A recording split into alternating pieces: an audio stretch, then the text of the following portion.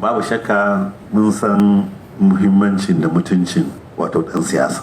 Shi sa yanzu idan ka dubi abubuwan da suke faruwa sai ka je kamar kayi kuka. Ka dubi mutum ya yi takara bai ci ba, aka zo aka yi haɗin gwiwa ya ci zaɓe, ya yi shekara 4 ya sake cin zaɓe, yanzu zai fita ba abin da ake yi illa jam'iyyar ta zaɓe shi ya lalata ta. Saboda Allah, yanzu mutum ya zama habu na habu, kai ka tara kayanka, kai kawa a kayanka.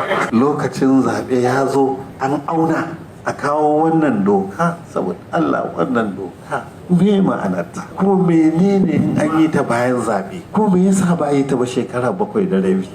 Ai duk ɗan siyasa sai ya ji shin me amfanin wannan gwamnan Central Bank bai san hawa ba, bai san sauka ba ɗan siyasa ba kowa ba. Yanzu mutum yana shugaba yana ganin banki na cin wuta. Saboda Allah, in ba dan dimokuraɗiyya ta lalace ba haka ta yiwu. Mu wannan ba shi da amsa kwata-kwata, kuma dimokuraɗiyya ba ta gaji wannan ba.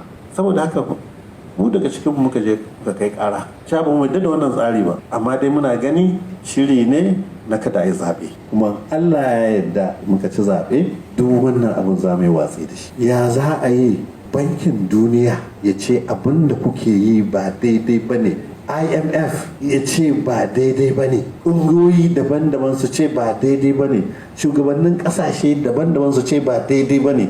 Mutum ya ce a bayi kwana 7 ya yi tunani. Mai sai da tattasai da timatiri, mai sai ba ya rube, za ka shiga mota. Akwai supermarket da suka daina karɓar kuɗi na ce a rufe. Kuma tun da ƙarar da muka yi, babban kotu na ƙasa ya ce a dakata a ce daga karɓar tsofaffin kuɗi har sai an gama wannan shari'a. Saboda haka ne na ba da umarni duk bankin da bai karɓi tsofaffin kuɗi ba, ni ko zan soke certificate ɗinsa. An ba da sanarwa, in an soke kuma ba hali ka bude banki.